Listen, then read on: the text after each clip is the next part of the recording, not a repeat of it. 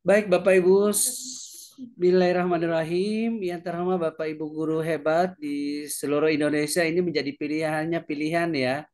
Karena memang yang saya hubungi itu hanya sekitar 10 sampai 15 orang itu dalam rangka eh, Bapak Ibu akan memahami tentang budaya positif di sekolah, tapi dalam rangka pengembangan literasi itu sendiri. Nanti akan materinya.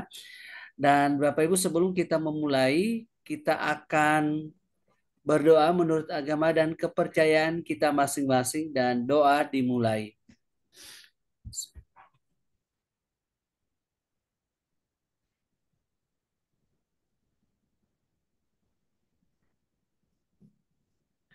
Baik Bapak Ibu, doa selesai. Kita akan, saya langsung presentasi materi karena memang waktunya kita cuma 1 jam. Ya, nanti juga ada diskusi, pengennya diskusi yang jelas Bapak Ibu direkam ya. Dan siapa tahu dari Bapak Ibu hasil dari kegiatan ini Bapak Ibu akan mengikuti jejak saya ya sebagai agen penguatan karakter Kemdikbudristek. Baik Bapak Ibu, izin saya share ya. Saya share ya materinya.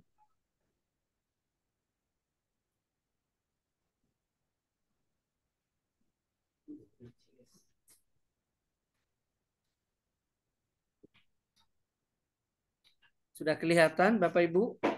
Udah. Sudah ya. Baik. Ini kegiatan seperti teringat kayak lagi PPG ya, satu ruangan 10 orang. Baik, Bapak Ibu, saya share ya. Ini sudah saya presentasikan ya.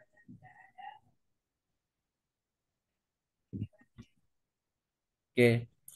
Nah, Bapak Ibu, penerapan tentang budaya positif di sekolah, di mana kita ketahui bersama bahwa membangun budaya positif di sekolah itu adalah kunci untuk menciptakan lingkungan belajar yang mendukung dan mempromosikan pertumbuhan siswa. Ini melibatkan upaya kolaboratif antara kepala sekolah, guru, orang tua, dan masyarakat. Nah, kita akan menghadirkan bagaimana budaya-budaya positif itu tidak bertentangan dengan budaya-budaya negatif sehingga apa yang kita harapkan, apa yang kita inginkan dalam sebuah pembelajaran di sekolah itu akan tercapai dengan bagus atau maksimal. Berikut, nah pentingnya budaya positif dalam pendidikan. Ini saya ambil gambar-gambar ya. Kalau yang foto ini adalah waktu LDK, latihan dasar kepemimpinan siswa. Kemudian yang ini adalah foto saat upacara. Ini di 10 November ya. Kemudian ini kemarin kita upacara dalam kegiatan eh, Hari Besar Nasional di mana beberapa guru dan siswa itu menggunakan baju adat. Nah, Bapak Ibu dari gambar-gambar ini dapat kita uraikan tentang pentingnya budaya positif dalam pendidikan. Jadi anak-anak kita itu selalu akan berpikiran positif tentang pendidikan yang mereka dapatkan atau rasakan ketika berada di sekolah. Yang pertama itu adanya meningkatkan prestasi akademik. Artinya bahwa budaya positif di sekolah itu dapat mendorong siswa untuk lebih termotivasi dan berprestasi secara akademis. Yang kedua adalah mempromosikan kesejahteraan mental. Artinya bahwa lingkungan yang positif dan mendukung dapat meningkatkan kesehatan mental siswa dan meningkatkan rasa percaya diri siswa. Kemudian yang ketiga adalah mendorong keterlibatan orang tua. Budaya positif dapat memfasilitasi kerjasama yang erat antara sekolah dan orang tua, membangun komunitas yang solid. Saya rasa teman-teman yang kemarin mengikuti pendidikan guru ya, PPG dan sudah berhasil. Kalau Ibu Andi Hasmeri ini sudah dapat hasilnya ya. Ya, Nah, ada yang alhamdulillah, ini Mer. baru. Ini ada yang baru, ini baru mau diwisuda dalam waktu dekat dan Oh, alhamdulillah di kelas saya itu semua lolos dan alhamdulillah. ini Ya. sudah bagian-bagian dari praktik sebenarnya budaya positif yang sudah dipraktikkan oleh teman-teman dan saya lihat sendiri bagaimana ketika teman-teman itu mengejawantahkan tentang teori-teori yang mereka dapatkan dalam PPG dan mereka buat dalam suatu kegiatan pembelajaran baik secara live maupun lewat video itu sangat bermanfaat sekali. Jadi Bapak Ibu malam ini pesertanya itu adalah peserta PPG yang sudah selesai dan baru akan diwisuda dan juga beberapa agen literasi ini mewakili saja. Kenapa hanya 10 sampai 15? Ini hanya keterwakilan yang akan kita kirimkan dalam kegiatan pembelajaran yang berhubungan dengan pentingnya budaya positif dalam dunia pendidikan. Nah, ini akan dihubungkan dengan literasi nanti. Baik, saya lanjut. Nah, yang ketiga, bagaimana sih langkah-langkah membangun budaya positif? Jadi kalau kita sudah membangun budaya positif, kita otomatis punya visi dan misi yang jelas. Kemudian ada praktik kepemimpinan, kemudian ada kebijakan dan prosedur. Nah, Bapak Ibu, ketika kita membangun budaya positif, anak-anak kita melakukan kegiatan ekstrakurikuler pun, anak-anak akan selalu berpikiran positif terhadap gurunya seperti itu. Nah, ini bagaimana ketika saya mengarahkan anak-anak bisa bergabung dalam sebuah komunitas. Ini namanya komunitas musikalisasi puisi yang kebetulan kemarin mengikuti festival musikalisasi puisi dan anak-anak Ya. ini mau berkolaborasi dengan gurunya. Nah, pertama adalah visi dan misi yang jelas. Artinya bahwa mengembangkan visi dan misi sekolah yang mengedepankan nilai-nilai positif dan mendukung kesuksesan siswa. Nah, yang kita suka herankan ada beberapa juga guru ketika nilai murid itu anjlok, bukannya dia bahagia, bukannya dia prihatin, tapi dia bahagia. Alasannya karena si murid tidak pernah masuk sekolah. Nah, yang akan kita ubah pemikiran kita adalah menjadi guru itu adalah sebuah tantangan. Saya selalu sampaikan bahwa di sebagai guru pamong kemarin saya selalu sampaikan bahwa guru itu banyak seninya. Bagaimana bisa mengarahkan murid yang dari tadinya tidak punya semangat belajar, kemudian didekati, dielus oleh guru itu sendiri sehingga ada anak punya motivasi untuk mau belajar. Kemudian kedua, punya praktik kepemimpinan. Artinya bahwa kepala sekolah dan guru itu menjadi teladan dengan menerapkan praktik kepemimpinan yang inspiratif dan mendukung. Sehingga Bapak Ibu, apa yang direncanakan guru itu akan didukung oleh kepala sekolah. Saya senang sekali cerita dari SMA Negeri 4 Kendari, Ibu Hajami Kial Pelango, di mana kegiatan-kegiatan aktivitas literasinya itu didukung oleh kepala sekolah. Wah, itu keren dan luar biasa sekali. Kemudian ketiga adanya kebijakan dan prosedur. Artinya bahwa menerapkan kebijakan dan prosedur yang mendukung lingkungan belajar yang aman, tertib, dan kolaboratif. Nah, jadi seperti ini harapannya kita sehingga Bapak Ibu akan mengetahui bagaimana sih langkah-langkah membangun budaya positif sendiri. Yang jelas harus ada kerjasama seperti penjelasan slide sebelumnya. Berikut ini adalah peran kepala sekolah dan guru. Peran kepala sekolah pertama itu adalah kepemimpinan inspiratif yang selalu menginspirasi. Saya selalu katakan kemarin di peserta PPG bahwa guru yang baik itu selalu dirindukan oleh murid-muridnya, bukan yang selalu dijauhin oleh murid-muridnya ya. Jadi kita satu hari 1 jam aja tidak nampak di sekolah kita itu akan ditanyakan kepada murid-murid, mana guru ini kok dia tidak saya tidak lihat begitu. Jadi ada semangat dan inspirasi dari para murid ketika guru itu hadir. Kenapa diharapkan oleh guru ini diharapkan kehadirannya oleh murid-muridnya karena selalu memberikan inovasi dan menjawab tentang perkembangan dan kebutuhan zaman dari siswa itu sendiri. Iya kan Bapak Ibu. Nah, Peran kepala sekolah artinya kepala sekolah berperan penting dalam menetapkan visi dan membangun budaya positif sekolah. Kemudian kedua adanya model keteladanan. Artinya bahwa guru adalah panutan bagi siswa seperti tadi saya jelaskan sehingga harus menunjukkan sikap dan perilaku yang positif. Dan yang ketiga adalah kolaborasi erat. Artinya bahwa kepala sekolah dan guru bekerja sama untuk menciptakan lingkungan belajar yang mendukung.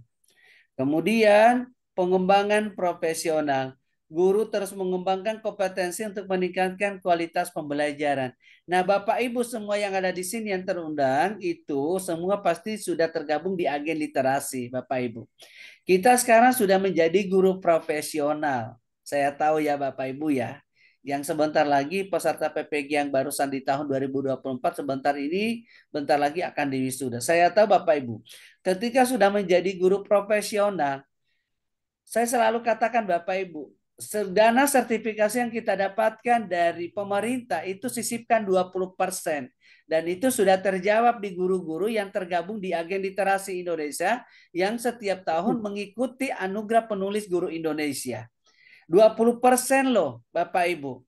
Jadi jangan yang diberikan itu dana sertifikasi oleh pemerintah kemudian semua dibelanjakan hanya untuk kebutuhan pribadi saja tanpa ada peningkatan kompetisional. Setidaknya kita sudah membeli laptop dan mengikuti kegiatan-kegiatan yang ada kaitannya dengan platform Merdeka Mengajar, Bapak Ibu. Ya, sekali lagi. Ya, jadi sekali lagi pengembangan profesional ini yang harus selalu kita aluk-alukan. Ya, jangan sampai dana sertifikasi yang kita dapatkan tapi kita tidak bisa kembangkan dan arahnya mau kemana dan menghabiskan biaya untuk pengembangan profesional itu kok nggak ada. Jadi dengan harapan ini bahwa Bapak Ibu akan mengembangkan ke sana. Seperti itu ya. Kemudian yang ini kolaborasi erat Bapak Ibu, kepala sekolah dan guru bekerja sama untuk menciptakan lingkungan belajar yang nyaman. Dan kita semua yang terundang di sini menjadi contoh dan panutan bahwa di sekolah kita itu nggak ada blok-blokan. Ya, nggak ada blok-blokan dan kita semua satu visi sesuai dengan visi sekolah kita masing-masing. Berikut keterlibatan orang tua dan masyarakat. Nah, artinya bahwa di sini ada orang tua, masyarakat, dan kemitraan. Di mana orang tua itu terlibat aktif dalam kegiatan sekolah dan mendukung pembelajaran anak di rumahnya. Nah, begini Bapak Ibu, biasanya keterlibatan orang tua dan masyarakat dalam mengembangkan budaya positif di sekolah. Misalnya, hari ini si anak terlambat sekolah. Bapak Ibu jangan langsung kita mengklaim bahwa anak ini begini, begini, begini, dan lain sebagainya. Tanpa ada konfirmasi dan kerjasama dengan orang tua. Sehingga Bapak Ibu, kalau kita tidak menghubungi orang tua, nanti lagi akan menimbulkan spekulasi yang tidak bisa diterima oleh akal sehat si siswa tersebut. Nah, untuk itu Bapak Ibu, kita perlu kerjasama mengapa si anak ini hari ini terlambat datang. Biasanya tidak datang terlambat, tapi kok hari ini tiba-tiba datang terlambat. Dan biasanya hari ini, biasanya hari-hari lain siswa ini begitu semangat. Tapi kenapa hari ini kok siswanya tidak mood? Padahal kelihatannya sehat. Nah Bapak Ibu ini yang perlu selalu kita kerjasamakan dengan orang tua sehingga kita semua akan berpikiran positif. Jadi kita jangan menganggap bahwa segala sesuatunya itu ada di rekayasa. Itu negatif artinya. Nah, kita harus berpikiran yang positif. Kedua, masyarakat. Di mana masyarakat sekitar sekolah berpartisipasi dalam program-program yang mendukung budaya positif. Kita juga sebagai guru membantu kepala sekolah dan wakil-wakil lainnya untuk bekerja sama penduduk atau masyarakat yang ada di sekitar lingkungan sekolah. Jangan penduduk yang ada di sekitar sekolah justru akan mengacaukan dengan kegiatan kependidikan kita. Nah, bagaimana kita harus membentuk dan bekerja sama dengan masyarakat yang ada di sekitar sekolah untuk bekerja sama membangun budaya positif. Kemudian kemitraan, artinya adalah sekolah, orang tua, dan masyarakat bekerja sama untuk menciptakan lingkungan yang kondusif. Nah, Bapak Ibu, kalau hal ini semua dikerjakan dengan bagus, insya Allah pendidikan diharapkan oleh undang-undang akan tercapai seperti yang diharapkan kita semua bersama tentang budaya positif. Berikut dampak positif budaya sekolah yang baik. Pertama, jadi ada dampaknya loh Bapak Ibu. Jika sekolah itu berdampak budaya positif yang baik, pertama itu prestasi akademik akan tinggi. Siswa termotivasi untuk belajar dan berprestasi secara akademis. Ini Bapak Ibu yang saya pilih, salah satunya adalah saya lihat perkembangan di sekolah Bapak Ibu yang menunjukkan berdampak budaya positif sekolah yang baik. Saya kemarin ke SMA 6 Makassar, saya sudah lihat bagaimana di sana guru dan siswa berkolaborasi. Kalau Kak Andi memang saya belum pernah ke sekolahnya, tapi saya lihat hasil videonya lewat PPG yang kemarin. Begitupun dengan Ibu Fatmawati di Bungkus sana. Kemudian ada Ibu Nari juga, ya. Ibu Hajamikia pernah saya ke sekolahnya. Ibu Fitriati kegiatannya kemarin padat di literasi. Jadi inilah yang menjadi dasar saya memilih Bapak Ibu untuk mengikuti kegiatan ini karena malam ini Bapak Ibu juga akan mendapatkan sertifikat ya pelatihan webinar. Ya tambah-tambah RHK Bapak Ibu ya karena sekali lagi peserta PPG atau yang sudah guru sertifikasi Bapak Ibu itu harus meningkatkan kompetensi profesionalnya karena kalau tidak akan bermasalah pada pembayaran nantinya ya. Oke, kemudian jadi pertama bahwa ketika kita membangun budaya positif, budaya sekolah yang positif, otomatis ada dampaknya. Dampak pertama adalah siswa termotivasi untuk belajar dan berprestasi secara akademis. Saya sudah lihat semua. Di sini guru-guru sekolah-sekolahnya dan prestasi dari anak-anaknya itu saya sudah lihat semua. Kemudian iklim sekolah yang kondusif. Ini juga saya sudah lihat ya, baik lewat videonya maupun secara langsung saya lihat sekolahnya. Bahwa lingkungan sekolah yang aman, nyaman dan mendukung pembelajaran. Kemudian kepuasan pemangku kepentingan. Artinya orang tua, guru, dan masyarakat merasa puas dengan kualitas pendidikan. Jadi ini sih Bapak Ibu dampaknya ketika kita mau membangun Jaringan. budaya positif itu di sekolah. Oke, lanjut.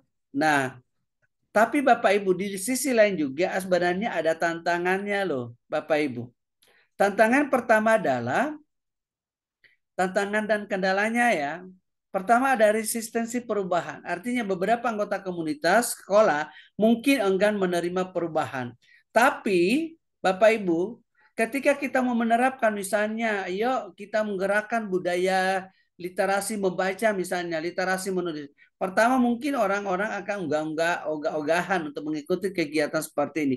Tapi lama-kelamaan ketika melihat karya dari teman-teman, mereka akan termotivasi mengikuti kegiatan apa yang dilakukan oleh guru dan itu menurut mereka bahwa itu sangat positif untuk pengembangan karir mereka.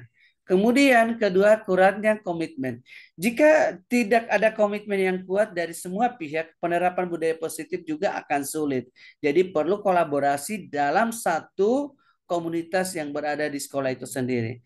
Kemudian keterbatasan sumber daya. Sekolah mungkin menghadapi kendala anggaran dan sumber daya untuk implementasi. Tapi saya rasa Bapak Ibu, kalau ini didiskusikan dengan bagus, apapun itu tidak menjadi penghalang untuk keterbatasan sebuah sumber sumber daya misalnya dalam hal keuangan. Karena kenyataannya kemarin di agen literasi itu semua pada pada sukses ya mengikuti kegiatan ini dengan cara bagaimana mendapatkan dana bahkan menggunakan dana pribadi dengan menyimpan dari dana sertifikasi yang kemarin dikumpul itu 20%. Setiap terima disisipkan 20%. Akhirnya dapatlah di situ.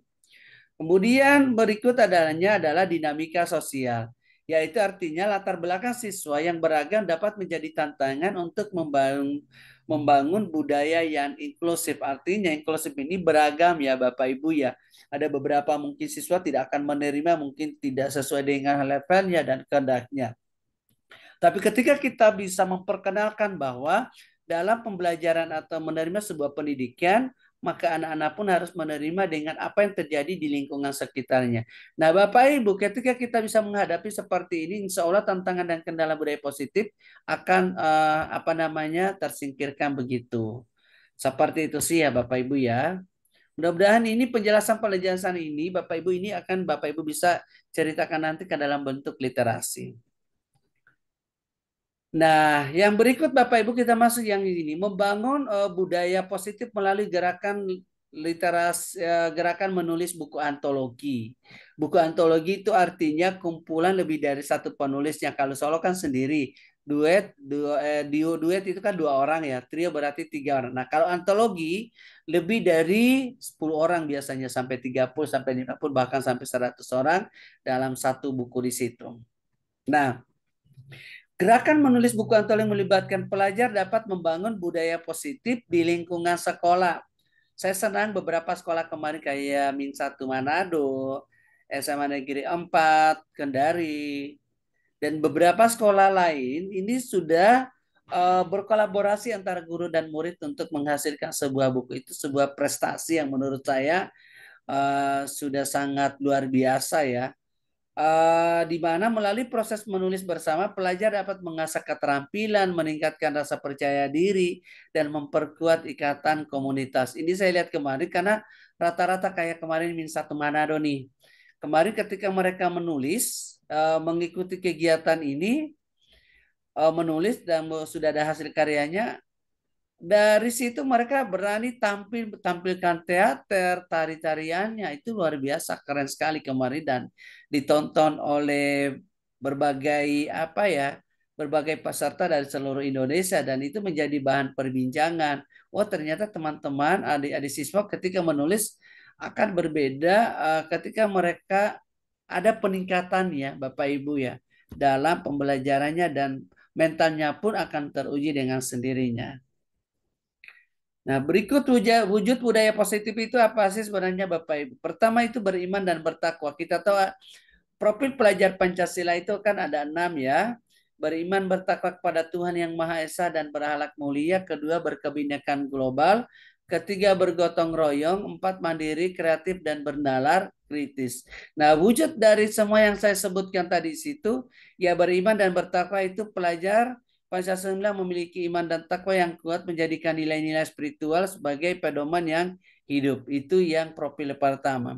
Kemudian nasionalis, pelajar Pancasila memiliki rasa cinta tanah air dan memahami pentingnya persatuan bangsa seperti berkebinekaan global, ya Bapak Ibu, dan bergotong royong itu bisa. Kemudian pelajar Pancasila menjunjung tinggi kejujuran, tanggung jawab dan konsistensi dalam bertindak seperti mandiri, kreatif dan bernalar kritis. Nah, dari wujud budaya positif ini ketika bisa diimplementasikan anak-anak berkreasi misalnya ini mereka menari, mereka bisa mampu menjalankannya karena mereka sudah terbiasa dengan disiplin.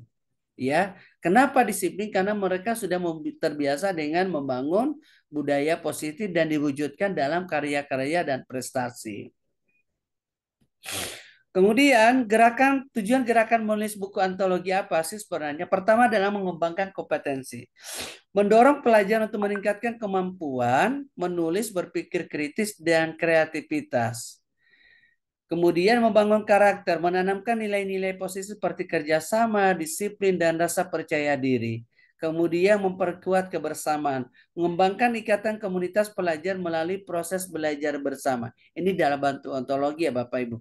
Nah, kalau semua yang saya sebutkan ini sudah termaktub dalam profil pelajar Pancasila Bapak Ibu. Anak-anak, otomatis anak-anak yang memahami bahwa dirinya adalah pelajar Pancasila, dia akan menyadari bahwa dia wajib untuk membangun budaya positif yang ada di sekolahnya dan mengembangkan kompetensi-kompetensi yang apa dengan sesuai dengan kebutuhan hidup dan masa depannya. Jadi seperti ini sih Bapak Ibu ya. Kemudian berikut manfaat bagi pelajar. Ini ketika mereka sudah membangun budaya positif dan mereka berpikir untuk membuat sebuah buku antologi karena apa yang mereka rasakan mereka bisa tuangkan dalam sebuah bukunya. Misalnya pengembangan diri. Nah, pelajar dapat mengeksplorasi minat dan bakat dalam menulis serta mengasah kemampuan literasi. Saya rasa Bapak Ibu 15 menit sebelum pembelajaran kita masih sering laksanakan ya Bapak Ibu. Kemudian kedua adalah peningkatan prestasi. Menulis buku dapat menjadi prestasi yang membanggakan dan meningkatkan motivasi belajar. Sekali lagi ini sudah banyak terbukti efektif. Siswa-siswa yang menulis buku otomatis Bapak Ibu mereka akan terus meningkatkan prestasi. Mereka tidak canggung-canggung untuk membuang waktunya untuk pelatihan, berkolaborasi dengan teman dan lainnya. Kemudian ada penanaman karakter. Proses menulis buku membantu pelajar meningkatkan nilai-nilai positif seperti kerja keras dan tanggung jawab. Kemudian pengembangan karir, di mana pengalaman menulis buku dapat menjadi modal berharga bagi pelajar dalam mempersiapkan diri untuk karir masa depan. Nah, Bapak Ibu, ini yang semua ini juga sudah termaktub dalam profil pelajar Pancasila.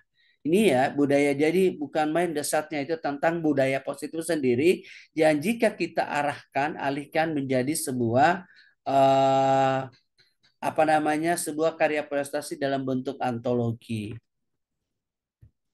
Nah, Bapak Ibu, tinggal sedikit ya, ini selainnya cuman proses pembuatan buku antologi kita sudah tahu dia biasa yang sudah ikut ya, tapi ada beberapa yang peserta yang mungkin baru mau melakukan.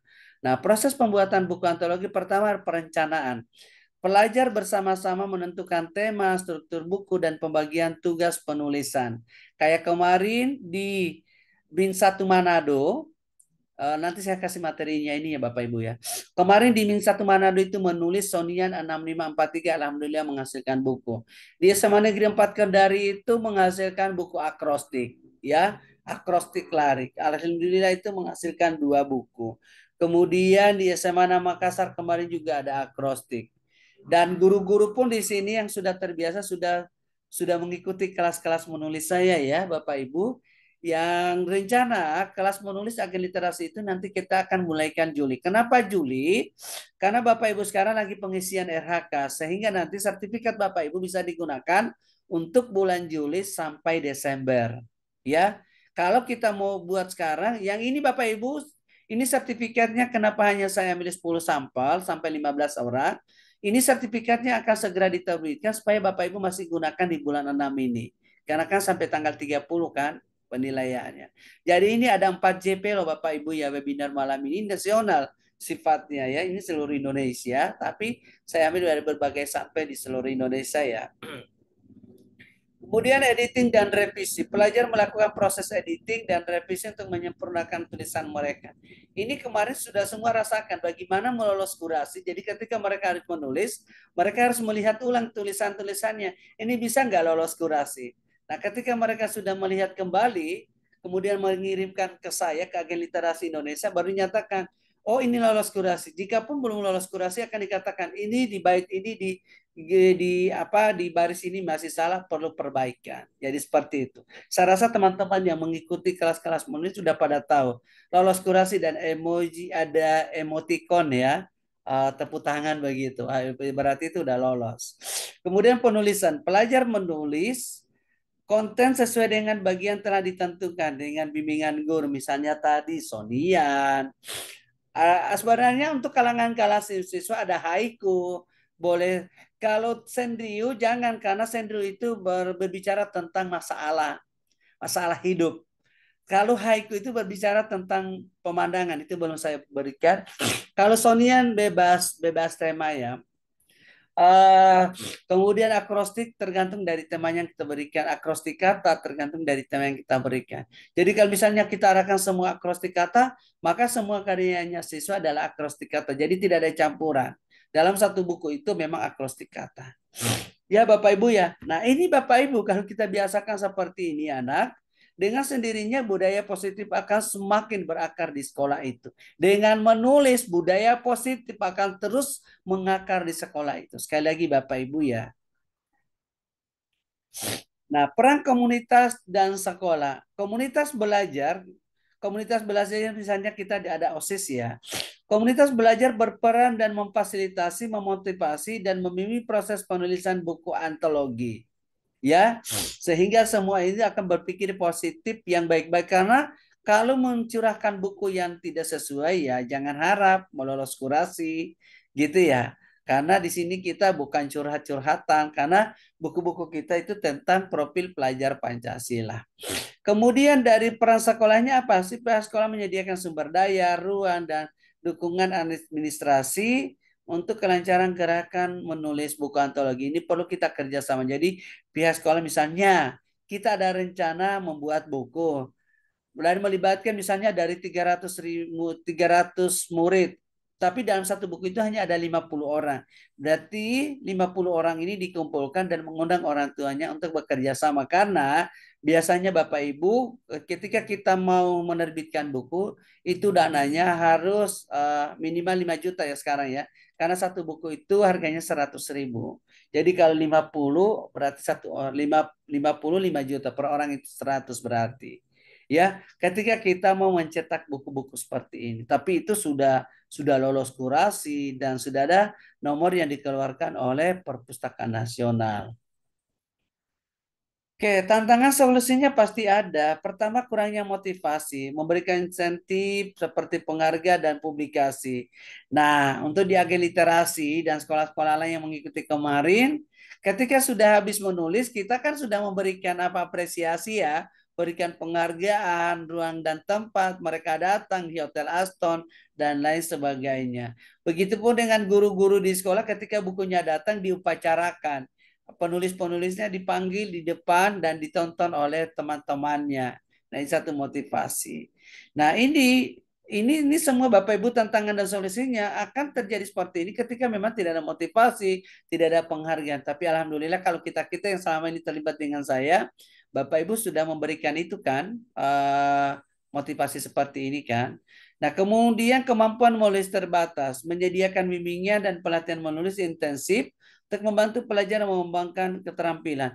Nah, semua bukan hanya murid, semua dengan guru pun juga tidak berani untuk tidak percaya diri untuk memulai menulis karena mereka tidak tahu, mereka selalu bilang, saya tidak tahu memulai dari kata mana dan berakhir dengan kata mana. Nah, ini kalau tidak didorong, tidak dimotivasi, mereka akan terus-menerus ada rasa ketakutan, rasa tidak percaya diri sehingga sampai pensiun tidak menghasilkan karya. Nah, seperti itu Bapak Ibu. Nah, kalau kita terus untuk memberikan motivasi dorongan kepada mereka bahwa kita semua bisa, pasti bisa.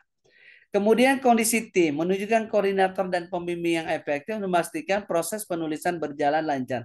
Nah, di agen literasi Indonesia, Bapak Ibu, di agen literasi Indonesia, bagaimana teman-teman yang sudah tergabung di agen literasi Indonesia itu termotivasi untuk mau menunjukkan tentang mau bekerja sama dan berkolaborasi dengan teman-teman yang penulis pemula.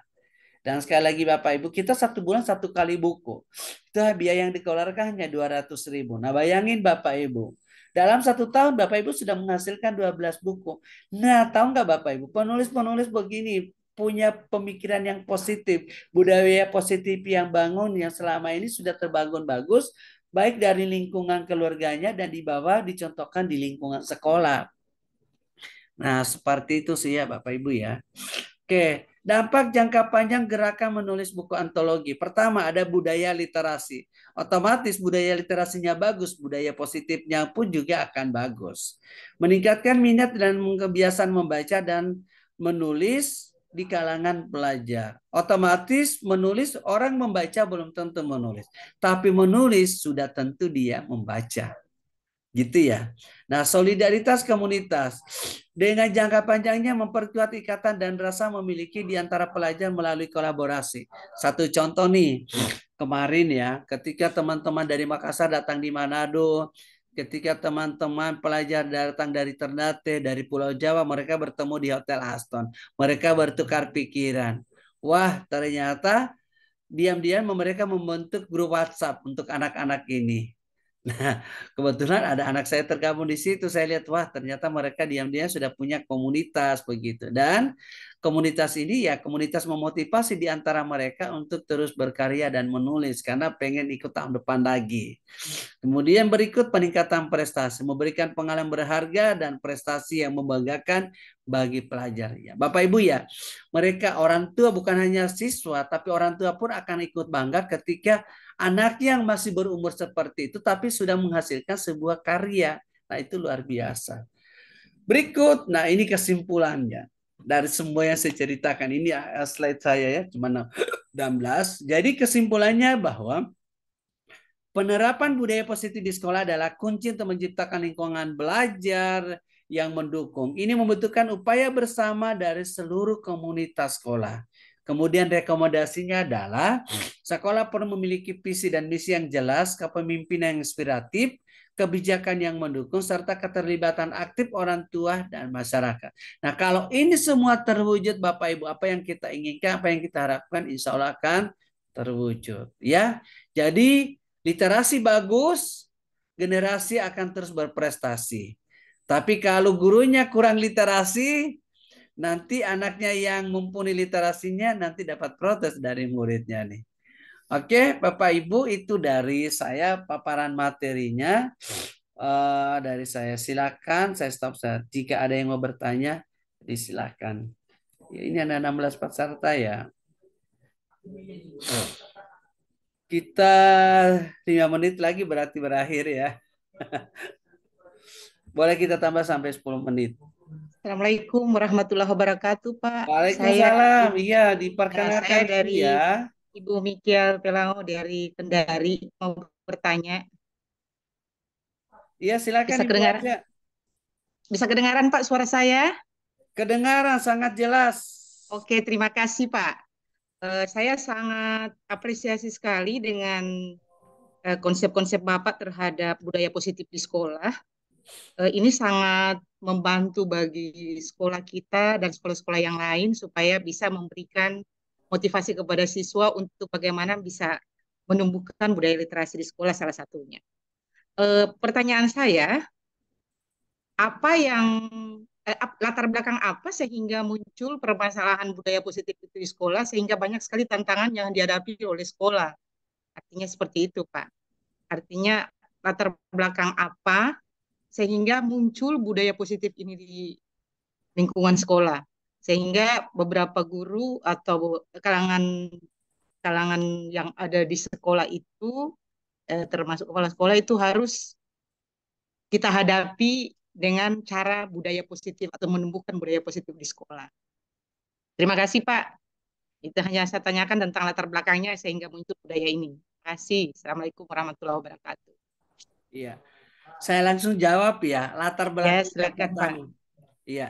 Terima kasih Bu Haja Mikia Pelango SPDM Hum dari SMA Negeri 4 Kendari.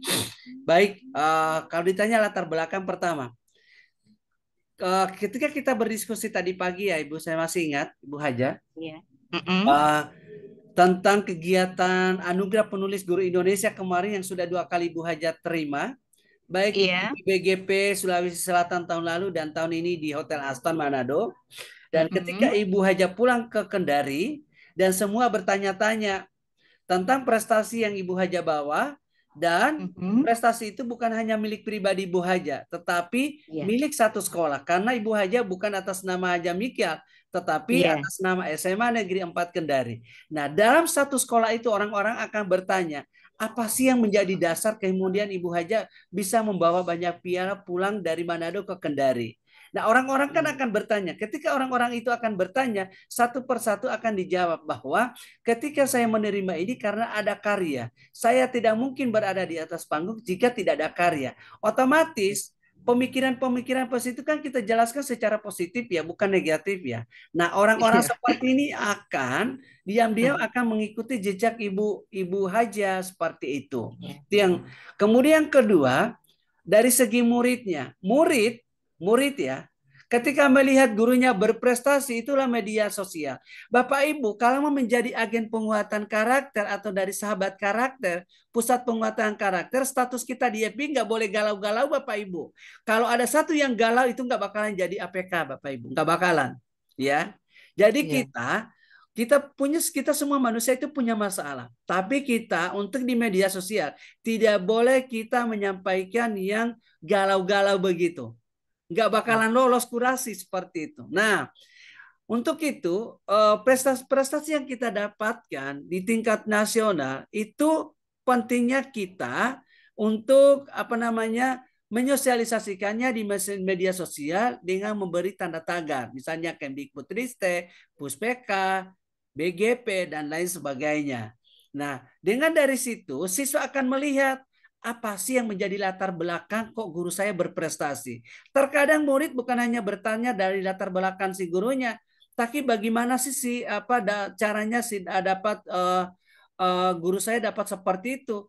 Kalau ada murid yang penasaran dengan prestasi dari gurunya, kalau saya sendiri sudah rasakan ya, muridnya akan bertanya, share apa sih apa motif apa sih kata kuncinya sehingga share sedikit-sedikit prestasinya, dan saya tidak pernah lihat statusnya share yang galau-galau tapi prestasi-prestasi begitu.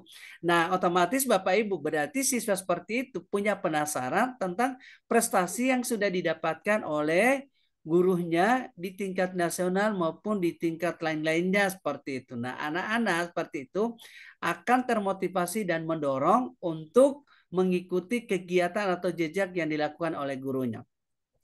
Berikut itu dari sebagai siswa, dari orang tua Ibu.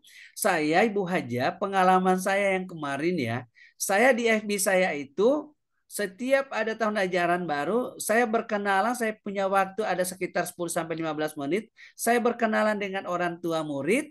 Kemudian apa yang saya perkenalkan, tidak mungkin 300 orang itu dalam 1 jam saya mau kenal, nggak mungkin. Bapak Ibu, apa yang saya lakukan? Saya berikan Facebook saya.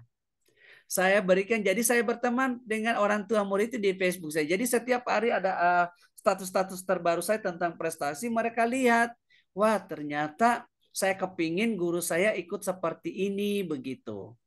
Ya Ibu Haja ya. Jadi seperti Iya, itu sih gambarannya. Sehingga iya. jadi dari guru, dari Mm-mm. murid, dari orang tua, dan dari pemerintah pun Bu akan memperhitungkan kita. Kayak kemarin Iya, nih contoh. Pasca dari kegiatan di Hotel Aston, saya kebanjiran job.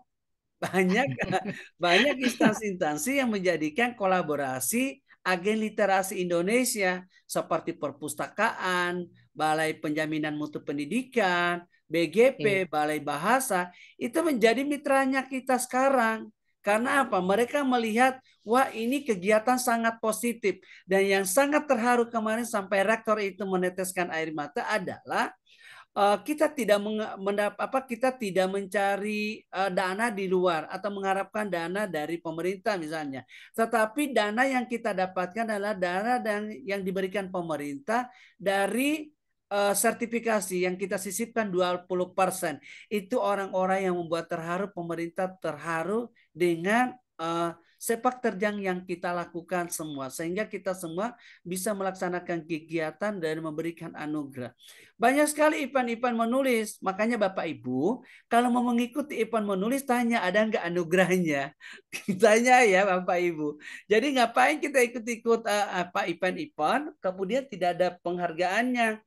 Nah, tahu nggak Bapak Ibu, kalau di RHK, bagi kita guru ya, itu poinnya 12. Sertifikat yang kita dapatkan itu misalnya dalam kategori khusus, satu kategori khusus itu 12 loh poinnya. Nah, kalau misalnya Bapak Ibu tiga kategori khusus yang Bapak Ibu dapatkan itu sudah 36, misalnya guru inovasi, guru penggerak literasi, guru apa namanya terkreatif dan lain sebagainya. Karena itu kita dapatkan udah 36. Seperti itu ya. Jadi banyak sebenarnya yang menjadi latar belakang sehingga kita bisa diakui dan lain sebagainya. Jadi tunjukkan prestasi. Bapak Ibu kalau diundang menjadi narasumber, Bapak Ibu jangan selalu berpikir berapa dibayarnya. Bapak Ibu hindari kalimat itu, pertanyaan itu, ya. Karena kalau Bapak Ibu bertanya berapa mau dibayar, kegiatan berikutnya jangan harap dinas itu akan mengundang Ibu Bapak lagi, karena terkesan bahwa narasumbernya itu matre, tidak menguasai materi tapi ditanyakan dulu uang. Jadi Bapak Ibu, pengalaman saya jangan selalu bertanya berapa biayanya. Tapi kalau ditanya ini berapa saya mau bayar, saya selalu jawab begini. Jangan, saya tidak bisa menentukan berapa yang bisa dibayarkan oleh instansi kepada saya, tapi lihat dulu kemampuan dan presentasi yang saya sampaikan. Jika itu memuaskan, silakan dibayar. Jikapun itu tidak memuaskan, menjadi pelajaran buat saya dan itu tidak perlu dibayar. Saya selalu katakan seperti itu, begitu. Jadi wajar kita Bapak Ibu saat ini kita selalu sedikit-sedikit diundang sana sini menjadi ini menjadi itu. Karena ketika orang tanya itu kita tidak pernah apa namanya menerapkan atau menentukan berapa sih biayanya, tidak. Jadi kita selalu bekerja dan biarlah hasil pekerjaan kita orang lain yang menilai. Itu sih Ibu Haja ya. Saya rasa Ya, terima Ibu kasih Haja Pak sudah Kusnan. melakukan hal itu Iya, dan itu perlu terima kasih Pak. ditingkatkan. Terima kasih memang Ya, apa yang Bapak sampaikan tadi. Memang oke. itu yang saya rasakan. Eh, Ya, saya seperti Pak. pada waktu saya di Manado kemarin, Iya, ada teman saya, dia WA ke saya, kebetulan dia guru bahasa Indonesia. Dia tanya, dia bilang, Ibu, dia chat, dia bilang, Ibu kenapa pergi di Manado ikut kegiatan literasi tidak panggil-panggil saya? Saya bilang begini, saya bilang, saya datang di Manado itu bukan mau-mau saya, karena saya diundang, karena saya ada karya. Kalau tidak ada karya, mana mungkin saya diundang. Seperti itu iya, jawaban saya. Ya. iya, Jadi memang apa betul. yang Pak Ketua tadi sampaikan dan jelaskan itu sangat fakta dan memang sangat benar sekali. Sehingga memang ini menjadi motivasi bagi kita sebagai guru barangkali, bukan hanya saya, khususnya bagi guru yang lain. Memang kita harus punya karya. Karena kalau tidak punya karya, apa gunanya kita jadi guru setelah pensiun kita tidak dapat apa-apa dan tidak memberikan sumbangsi apa-apa terhadap sekolah. Saya kira seperti itu. Terima kasih Pak Ketua atas penjelasannya. Hmm. Assalamualaikum warahmatullahi wabarakatuh. Ya, Waalaikumsalam. Kemudian saya tanggapi. Waalaikumsalam Di balik warahmatullahi Bapak Ibu wabarakatuh. prestasinya kita banyak yang akan menceritakan tentang keburukan kita, kejelekan kita. Tapi saya lagi Bapak Ibu, saya pernah baca sebuah ini ya, sebuah karya. Saya tidak tahu siapa penulisnya, tiba-tiba saya baca. Jadi gini Bapak Ibu, tentang orang yang masuk neraka dengan apa namanya, orang yang masuk neraka dengan masuk surga. Kenapa orang yang ahli ibadah itu kok tidak masuk surga, justru masuk neraka? Justru yang hidupnya tidak bagus, kok dia masuk surga? Nah, Bapak Ibu itu hanya segelintir saya baca, tapi pada akhirnya nilai manfaatnya yang saya baca dari situ adalah filosofi pendidikannya yang saya dapatkan adalah semakin sering kita dibully, semakin sering kita diceritakan buruk tentang kita, maka orang-orang yang menceritakan kita itu amal-amalnya akan masuk ke kita, ya. Dan insya Amin, Allah amin, rezeki, iya, amin, benar itu saya rasakan loh Bapak Ibu ya. amin, Amal-amal orang yang menceritakan kita itu akan masuk ke kita dan rezekinya kita itu akan semakin terbuka luas dan kita akan terus amin, berprestasi dan berkarya. Bapak Ibu amin. kegiatan kemarin di Makassar begitu banyak cerita begini begini begini. Tapi buat saya anjing menggonggong kapila berlalu. Pusing amat. Iya Betul, Pak. kan? Justru semakin banyak, Betul sekali. Saya suka iya itu. benar. Semakin banyak yang saya diundang, ya. Ini orang menceritakan saya gini, gini, gini, gini. Besoknya dapat lagi undangan untuk menjadi ini. Bapak Ibu menjadi guru pamong itu 5 tahun bertahan, itu nggak gampang loh. Guru pamong udah tahu semua. Bayarannya itu puluhan juta. Ya kan Bapak Ibu ya. Dan itu hanya orang-orang yang bisa dipercaya dan perlu Luar kesabaran. biasa. Seperti itu. Mantap, mantap, Ya. Pak, memang. Jadi sekali lagi Bapak Ibu, memang tantangannya kita. Jadi Bapak Ibu kalau ada diceritakan, nggak usah ditanggapin, itu percuma Bapak Ibu ya. Toh juga Ya. yang akan menceritakan kita belum tentu mau apa memberikan solusi yang terbaik ke kita. Yang jelas Oke. dia tenang dan terus berkarya. Kalaupun ada yang menceritakan, wah saya tidak suka karyanya dia begini-begini, biarin aja. Mungkin dia tidak cocok di apa di perasaannya, tapi ada 1.000 orang yang cocok dengan gaya-gaya kita menulis. Pusing amat, ya kan? Iya, Karena hanya benar, dia. benar, Tapi di benar. luar sana banyak yang menyukai karya-karya kita. Jadi intinya di budaya positif malam ini saya mau membawa Bapak Ibu, mari kita selalu membangun budaya positif yang selalu berpikiran positif, tidak selalu berprasangka buruk kepada orang lain seperti itu. Supaya Benar rezekinya sekali. kita mengalir terus ke kita gitu loh. Iya. Oke, Ibu aja ya. Saya tahu Ya, semua terima kasih, Pak. yang sudah Saya butuh bersama filenya, dengan Pak, ini. saya. Saya Oke. lagi, Pak. Iya. Taharang. Oke, terima kasih, Pak, jawabannya dan motivasinya. Makasih. Iya, luar biasa.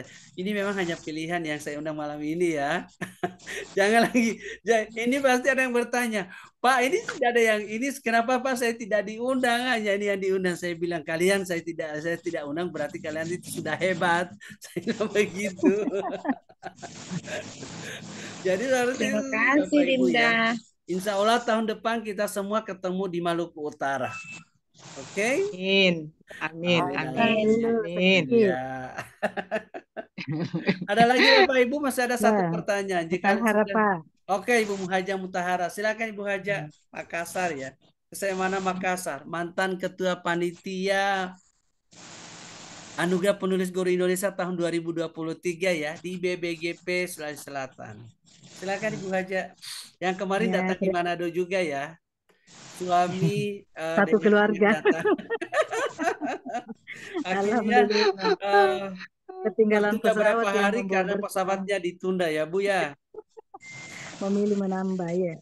Terima Oke. kasih banyak sekali. Terima kasih atas kesempatannya untuk pengembangan diri. Terima kasih motivasinya. Terima kasih semuanya. Eh, di sini untuk budaya positif sebenarnya eh, satu kebutuhan buat saya setelah saya bergabung dengan eh, kami pengajar dan siswa saya tahu bahwa saya menulis buku. Alhamdulillah, OSIS itu selalu mempercayakan saya untuk membawakan materi, baik itu misalnya PPDB maupun untuk membawakan bedah buku. Sementara untuk bedah buku sendiri saya tidak pernah mengikuti acaranya secara utuh, sehingga saya itu ilmunya hanya searching dengan teori-teori bagaimana bedah buku yang sebenarnya. Jadi kalau bisa Pak saya usul bagaimana kalau sesekali buku kita itu dari agen literasi dari kami pengajar kita agendakan untuk membedah supaya eh, saya bisa menerapkannya untuk kegiatan berikutnya. Begitu Pak. Oke. Baik. Ya, terima Itu aja. kasih. Assalamualaikum warahmatullahi wabarakatuh. Itu saja Pak. Baik Bu Haja, baik sekali. Terima kasih. Ini pas Ibu Haja bertanya tentang bedah buku, saya langsung terkesima karena kemarin pasca kegiatan di Hotel Asto, saya dipercayakan oleh Perpustakaan Daerah Provinsi Sulawesi Utara untuk menjadi juri lomba perpustakaan tingkat nasional. Kebetulan Sulawesi Utara, saya yang dipercayakan menjadi jurinya. Nah, ada satu sekolah, saya tidak sebutkan ya sekolah mana ya, karena banyak sekolah yang saya datangin. Di salah satu poin penilaian di situ adalah bedah buku. Ya, poin dari penilaian lomba perpustakaan itu adalah bedah buku. Dan ketika saya tanya mana hasil bedah bukunya, si guru itu atau bagian perpustakaan itu pergi ambilkan bukunya. Buku, tahu nggak? Saya pikir ini adalah buku hasil karya guru dan murid. Tahu nggak apa yang terjadi? Dia pergi mengambil buku bacaan yang karya sudah lama. Itu buku terbitan tahun 1928. Ya, Tenggelamnya Kapal Panderwick. Tangkap Bapak Ibu. Saya kaget. Kenapa guru ini? Saya tanya, kenapa ini yang dibedah? Ini kan buku tahun 1928. Kenapa buku ini yang kembali dibedah? Seperti itu. Nah, akhirnya saya katakan, kalau membedah buku itu adalah buku hasil karya murid dan guru itu sendiri. Kalau membedah buku yang sudah lama itu bukan bedah, tapi menganalisis. Ya kan, mengapresiasi. Nah, kalau membedah itu kita kumpulkan misalnya dalam satu buku itu, misalnya penulisnya ada 30 orang.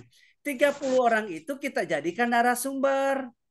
Ya, kita jadikan narasumber, kemudian mereka akan bercerita di balik apa yang mereka tuliskan itu, begitu. Itu bedah.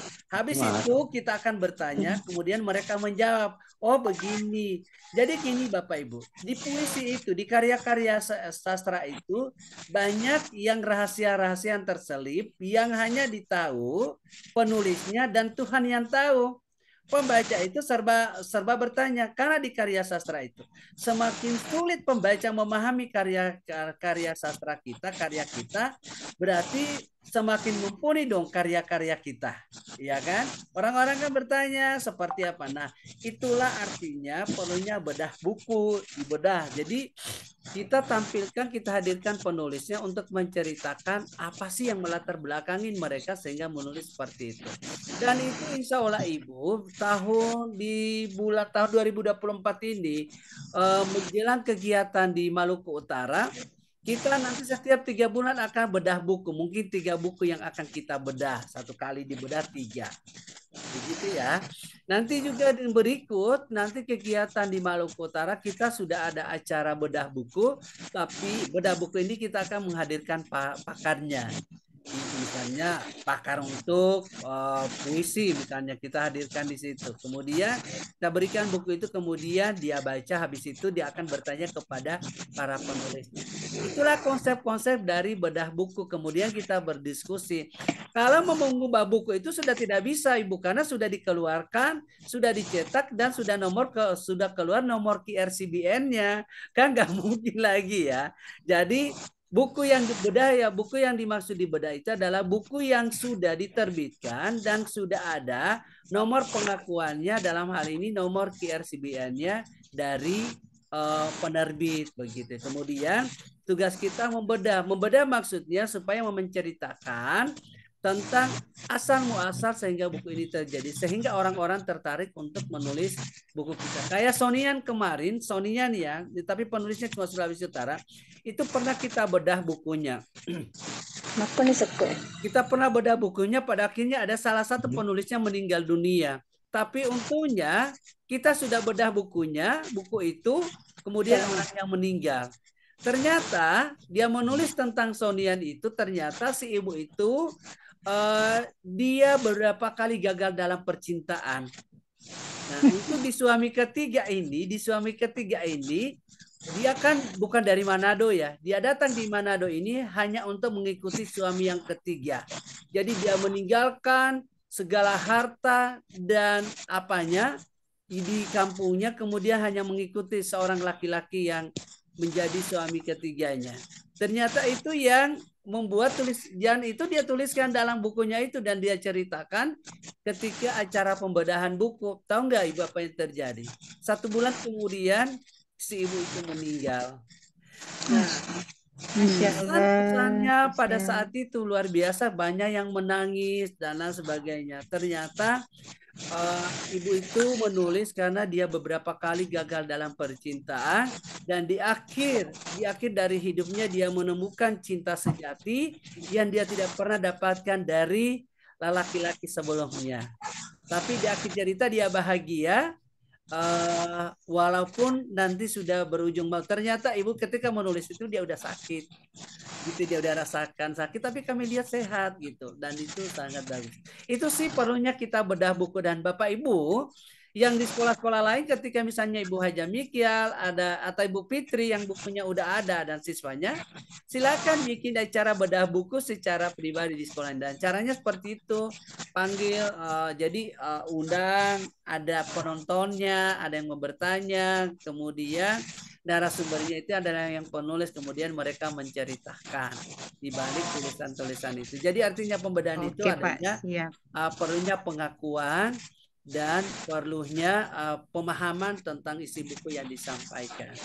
Seperti itu sih acara-acara, karena memang di acara karya-karya sastra itu kalau tidak dibedah, orang akan membingungkan. Karena apalagi kalau penulis-penulis biasa, dia menghadirkan dengan majas-majas atau gaya bahasa, terkadang tidak dipahami oleh pembacanya. Ya, benar. Iya, apalagi kalau senandika ya. Senandika itu terkadang ya, itu kan alirannya Khalil Gibran. Kemudian kita poles ke dalam bentuk senandika menjadi curahan hati yang paling indah, terkadang tidak dipahami oleh pembaca kita gitu. Dan itulah perlunya kita bedah buku. Boleh Ibu Haja, ini masukan yang bagus. Karena kita memulai ini bulan Juli untuk tahun ajaran berikut. Bulan 6 ini karena pengisian RHK udah selesai kan, maka bulan Juli baru kita mulaikan supaya sertifikat itu bisa digunakan untuk sampai bulan Desember, ya kan? Saya rasa teman-teman sudah cukup RHK-nya ya, satu semester ini dari Januari sampai Juni sudah cukup ya. apalagi yang mengikuti agen literasi kemarin udah cukup banyak. Ya, Ibu Haja itu aja ya jawaban saya yang bisa saya sampaikan ke Ibu Haja. Terima Jadi sekali lagi kasih. Bapak Ibu, jangan sampai terjadi ya Pak, terjadi di sekolah Bapak Ibu cerita saya tadi ketika saya turun menilai lomba perpustakaan, saya tanya mana berita acara bedah bukunya. Apa yang dia ini diambilkan buku yang tenggelamnya kapal Pandarbook. Itu kan Underway. buku yang dicetak tahun 19 itu bukan bedah buku, itu apresiasi, itu kan itu bukan bedah buku yang begitu.